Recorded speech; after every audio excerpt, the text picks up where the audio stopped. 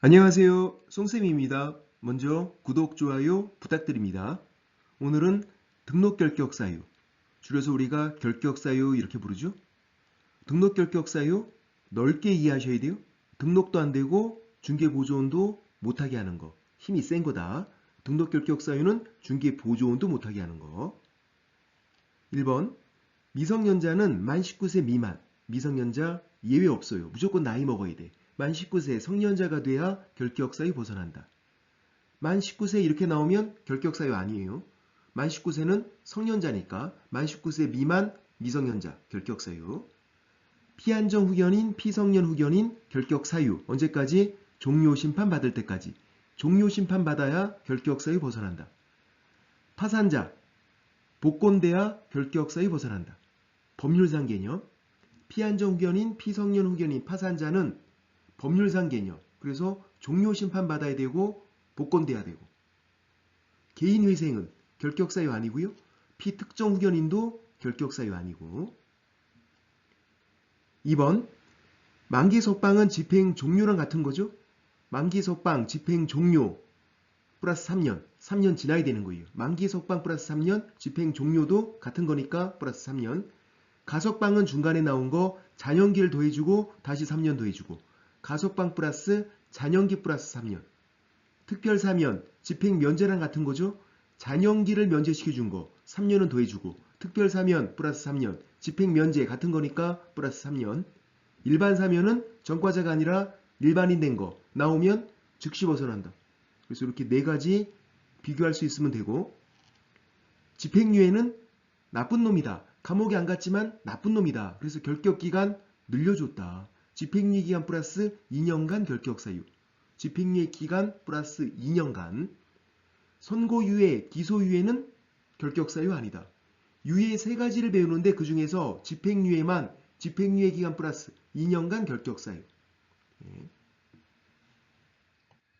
벌금은 법이랑 액수가 중요해요. 중개사법 위반 300만원 이상 벌금 선고 3년간 결격사유. 다른 법 위반 벌금 선고 결격사유 아니고요. 300만원 미만 벌금 선고도 결격사유 아니고. 징역 금고 집행유예는 다른 법 위반도 결격사유예요. 나쁜 놈. 징역 금고 집행유예 나쁜 놈이다. 다른 법 위반도 결격사유. 법이 중요하지 않단 말이에요. 근데 벌금은 그렇게 나쁜 건 아닌 거야. 그래서 중개사법 위반 300만원 이상 벌금 선고해야 되는 거고, 징역 금고 집행유예는 선고받으면 그냥 결격사유인 거고, 이 법이건 다른 법이건 상관없다. 나쁜 놈이다. 업무정지는요. 폐업 신고하면 남은 기간 동안 결격사유. 전체 기간이 아니라 폐업 신고 그만두면, 중간에 그만두면 남은 기간 동안. 자격정지는 그 기간 동안 결격사유. 자격정지 6개월이면 6개월 동안 결격사유예요. 근데 업무정지는 6개월 받으면 6개월 동안 결격사유가 아니라 폐업신고, 그만두면 남은 기간 동안 결격사유. 차이점 느낌 오시죠? 그리고 업무정지는 개공이 받는 거, 자격정지는 소공이 받는 거. 그리고 법인 업무정지인데 업무정지 사유 발생 당시에 있던 임원 또는 사원, 이사급이죠. 이사급이 그 기간 동안 결격사유. 키워드 두 가지를 잘 보셔야 돼. 처분 당시, 그럼 X. 사유 발생 당시. 사유 발생 당시가 잘못을 할 때 있던 임원 또는 사원, 이사급이 결격사유다. 고용인 X. 고용인은 직원이잖아요. 시키면 시킨 대로 했다고 그냥. 그래서 고용인이 아니라 이사급, 임원 또는 사원. 사유 발생 당시에 있던 이사급이 그 기간 동안 결격사유. 등록 취소는요. 이유가 중요해요. 등록 취소 이유를 봐서 이유가 사기결, 사망해산, 등록기준 미달, 결격사유, 선고, 심판 이런 말이 보이면 결격사유, 파산, 선고, 한정후견 개시 심판, 선고, 심판 그러면 결격사유, 사기결, 사망해산, 등록기준 미달, 결격사유. 사기결이면 등록 취소하고 등록 취소일에 3년을 안도하고 등록 취소만 하는 거고, 사기결이 아니면 등록 취소하고 3년도 더하고. 예를 들어서 등록 기준 미달을 이유로 등록 취소했대요. 등록 취소하고 3년 안도한다고. 등록 취소만 하라고. 등록 기준 미달이니까 사기결에서 기. 그런데 이제 등록증 대여 그걸 이유로 등록 취소했대요. 등록 취소하고 3년 더 한다고. 등록증 대여는 사망의 산, 등록기준 미달, 결격사유 아니니까. 결격사유 아니잖아요. 선고 심판 이렇게 안 나오면 결격사유가 아닌 거야. 그러니까 등록증 대여 그거 이후로 등록 취소하고 3년을 더한다. 3년간 결격사유가 되는 거다. 그래서 등록 취소만 이유가 중요하고 자격 취소는 이유 불문. 자격 취소는 그냥 무조건 3년도에서 3년간 응시 결격, 등록 결격. 자격 취소 나오면 틀리시면 안 돼. 자격 취소 나오면 무조건 3년 더 한다. 이유 불문. 등록 취소는 3년 더 할지 말지 이유를 보고 결정하는 거고, 사기결이면 3년 안 더한다. 사기결이 아니면 3년 더한다. 자격 취소는 무조건 3년 더한다. 중개법인이 할 수 없는 업무. 중개법인은 하는 일이 정해져 있죠. 법인 업무 중 2분간 상경한다. 우리 외우고 있는 거. 할 수 없는 거. 이사업 X, 도배업 X, 용역업 X, 용역이 제공 X. 이사 도배업체의 소기만 할 수 있으니까 직접 하는 건 안 되고, 임대업 X, 관리업 X. 임대관리, 관리대. 말이 긴 것만 된다 그랬어요. 임대업 X, 관리업 X. 부동산 개발업 X. 부동산 이용, 개발, 거래에 관한 상담, 컨설팅, 상담만 가능하고요. 직접 개발하는 건 안 되는 거고, 부동산 이용업, 개발업, 거래업 이건 못한다. 상담만. 감정평가업, 부동산 거래 정보망 사업 안 된다. 법에 안 나왔으니까 안 되는 거다. 그럴싸하지만 법에 안 나왔으니까 법인 업무 중 2분간 상경한다. 거기 안 나온 건 못하는 거다. 감정평가업 못하고 부동산 거래 정보망 사업도 못하고 법에 안 나왔으니까. 분양대행은 주택 상가만 되죠. 토지 분양대행 X. 주택용지 분양대 X. 주택용지도 토지니까 분양대행은 주택 그리고 상가만. 금융의 알선 역시 법에 안 나와서 못하죠. 금융업도 못하는 거예요. 법에 안 나왔으니까. 법인 업무 중 2분간 상경한다. 거기 안 나온 건 못하는 거다. 그리고 우리 부동산 공부하는 거지 동산에 대한 거다. 그러면 X. 부동산 공부하는 건데 동산 보여도 바로 X. 그리고 법인만 이렇게 하는 일이 정해져 있는 거죠. 법인 업무 중 2분간 상경한다. 법인만. 개인은 공인중개사인 개공. 개인은 업무 범위 제한이 없다. 그래서 이사업, 도배업, 임대업, 관리업 개인들은 할 수 있는 거다. 부칙상 개공도 개인이에요. 제한이 없어요. 다만 부칙상 개공은 경매, 공매 관련 일을 못 하시는 거지. 공인중개사인 개공은 경매, 공매 관련 일도 할 수 있으니까 제일 대박. 제한이 없다. 부칙상 개공도 다른 거 다 할 수 있는데 경매, 공매 관련 일은 못 하는 거고, 법인 업무 중 2분간 상경한다는 법인만 그런 거다. 부칙상 개공, 경매, 공매 관련 일 못하고, 한 가지 더 기억하면 부칙상 개공은 공인중개사 사무소 사용할 수가 없고, 그렇게 두 가지 알고 계셔야 돼. 경매, 공매 관련 일 못한다. 공인중개사 사무소 사용할 수 없다. 부칙상 개공은 그 두 가지만 알고 있으면 된다. 그리고 업 때문에 X라고 하지 말자. 주택분양대행 할 수 있죠. 주택분양대행 업 할 수 있다고요. 주택분양대행 업무 할 수 있다고. 이사업, 도배업, 임대업, 관리업은 업 때문에 X가 아니라 원래 못하는 거예요. 근데 할 수 있는 거는 업이 붙어도 할 수 있는 거다. 업이 들어갔다는 이유로 X 이렇게 하면 안 된다고요. 상담, 상담업 상관없다고요. 할 수 있는 거에다가 업이 붙어도 할 수 있는 거다. 고용인 단순 직원이에요. 자격증 있는 직원 소공, 자격증 없는 직원 중개보존, 둘 다 고용인 직원.